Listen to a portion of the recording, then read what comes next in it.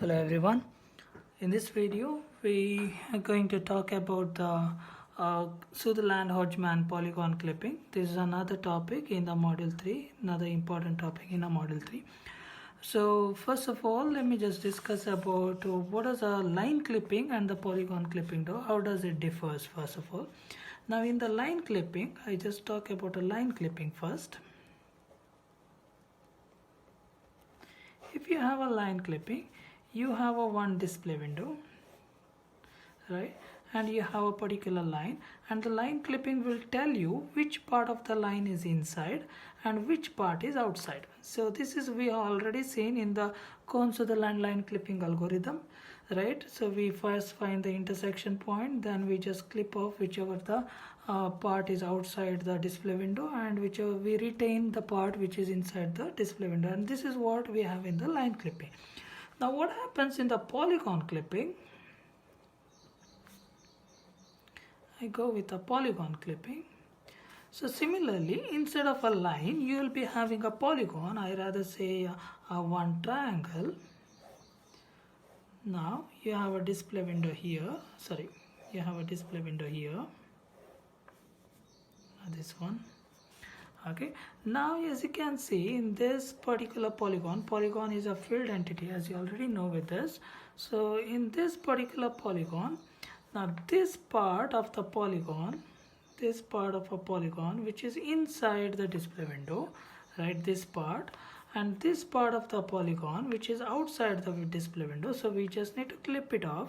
So whichever the part is inside, we just need to show this, and this is what we have with the polygon clipping. This is what we are doing with the polygon clipping. We just clip off the part which is outside the display window, and we display only the part which is inside the display window, and that is what.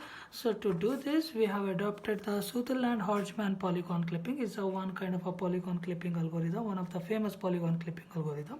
So now let me just discuss with the Sutherland-Hodgman polygon clipping. In this, what we do here, so each polygon vertices is passed to the clipping stage. So there are a clipping stage. So each vertices of a polygon, now if I say 1, 2 and 3, all these 3 vertices will be passed inside the clipping stage, right?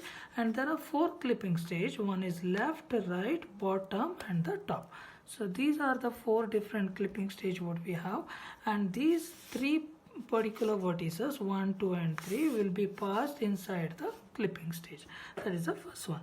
Now, so how does the clipping stage will be work? It will work something like this. First you will be having a left, then the next is a right, then you have as a bottom and the top. Finally you will be having as a top. Now first what you do, you just pass the vertices 1, 2, 3, 1, 2, 3 inside the left clipping stage.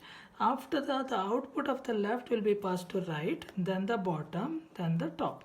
Now whatever the outcome you get it from a top, so that will be the clipped. So how does it clipped? Now you find the intersection point here, you get it as a 1 dash. You find the intersection point here, you get it as a 3 dash, if I say. Okay, now so whatever the output you get from the window, so that will be a 1, 1 dash, 3 dash, only this triangle, right? So from the last clipping stage, whatever the output you get, that will be a 1, 1 dash, 3 dash, and that is what the Sutherland-Hodgman polygon clipping do. It has a 4 clipping part. The output of the last clipping will give you the retained whatever the triangle or the polygon, right? Now, so we have a first advantages. One is a parallel processing. We have one important advantages in the Sutherland-Hodgman is a parallel processing. What happens in the parallel processing? So when the left stage is done with done calculating the endpoints or done its work, then it passes the output to a right stage. Then once it passes to a right stage, the left stage can take the other vertices and can perform the operation on those vertices. So that means, so the left, right, bottom and the top, all the four can work simultaneously, or I can say can work parallelly. And that is one of the major benefit of the Cohen-Sutherland line clipping algorithm, where these four stages can work parallelly. That is a parallel processing, what we say. There is one disadvantages also. It cannot generate a two output polygon. So what do you mean by this? Now if you have one particular image, the concave polygon, something like this, okay, and you have a display window which has been written somewhere here. Now when you see this, when I clip this part is outside. As you can see, this part is outside completely, but this part will be inside.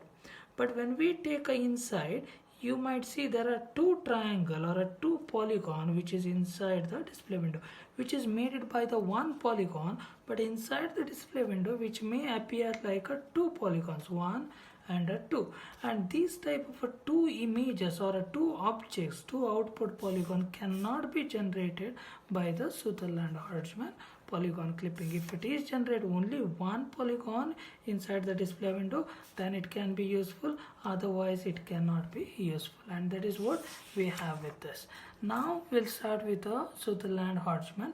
Now when we go with there are four stages. I have already said there are four stages, and each stage, left, right, bottom, top, each stage has a four cases. I just talk about this. So we'll be having a four cases.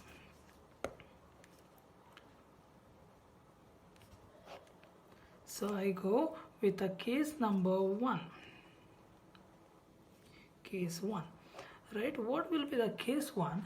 Now imagine if you have something like this. The first vertex is outside the clipper. So I say first vertex is outside, and second vertex is inside.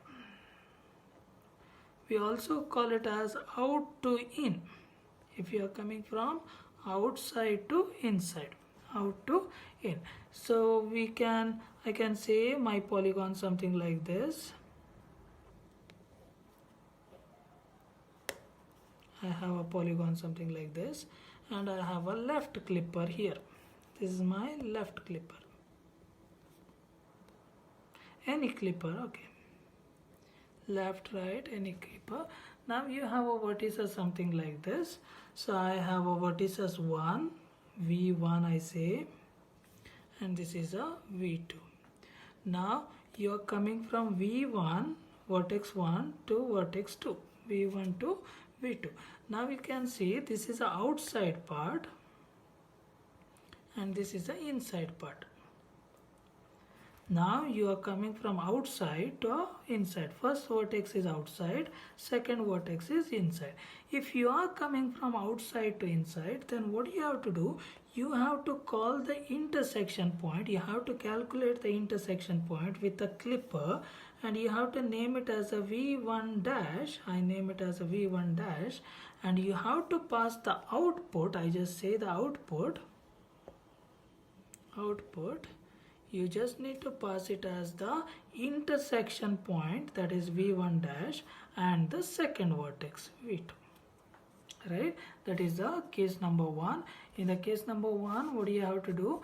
If the case is like this, you have first vertex is outside, second vertex is inside, that means out to in. So then you have to find the intersection point, and you have to pass the intersection point and the second vertex. Now I'll come to the second cases. There are 4 cases. Now the case number 2. Case number 2. So what happens in the case number 2? The first vertex is also inside. It is inside, and second vertex is also inside. That means it is in to in.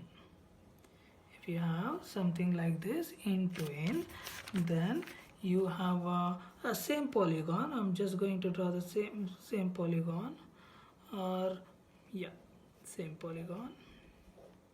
Just draw this polygon, and this is my clipper, any clipper it can be. Now the vertex is here, v1 to v2. Now both the vertex is inside now, so I have this is the outside part and this is a clipper, what I say. Now it is into in. If you have a into in, then what will be the output? Output will be given as only the second vertex. No need to find the intersection point. Right, since it is completely inside, no need to find the intersection point, only give the output as a v2, that is a case 2. Now I'll go with a case 3, third case number 3.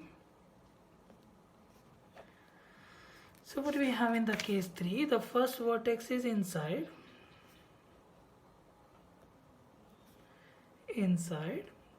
second vertex is outside.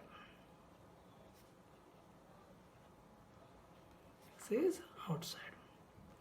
Now I go with the case number 3. So if the case is something like this, same polygon, I draw the clipper here, and this is the first vertex v1 and this is the second vertex v2. I write the arrow here. You can see I'm coming from inside, this is inside to outside.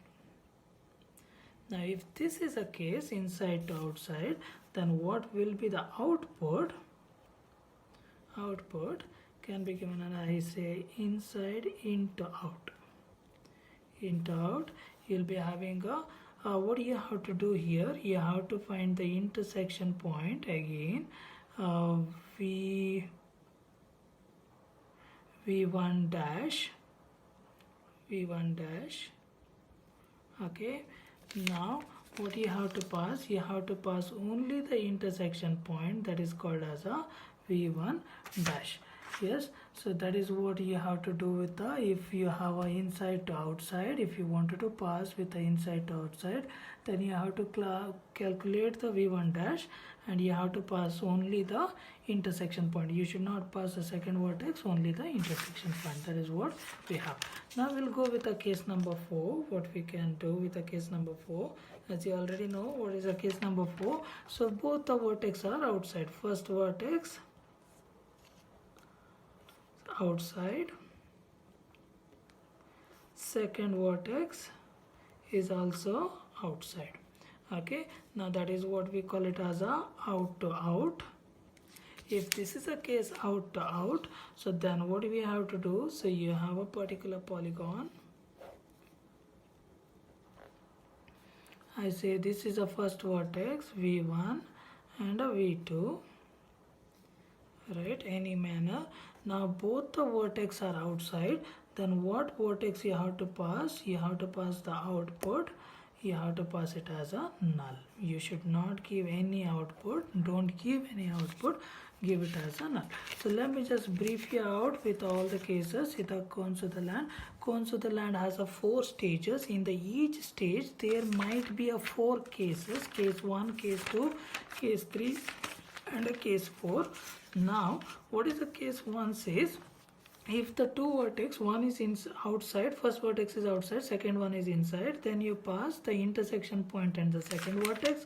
In the case 2, both are inside, then you pass only the second vertex.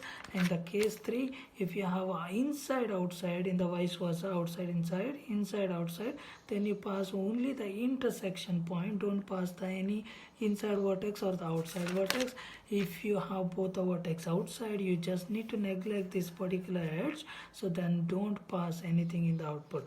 Now once you pass all these things, all these 4 cases in the 4 stages, you get the clipped output in the final stage, and that is what the Cones of the Land line clipping will be done. In the next video we're going to talk, I'm going to teach you with how to do a program or the problem. So in the problem you'll become to know how the particular polygon has been clipped using this method, and this is what we call it as a Cones of the Land Sutherland-Hodgman polygon clipping, right, using the 4 stages. Yes, thank you.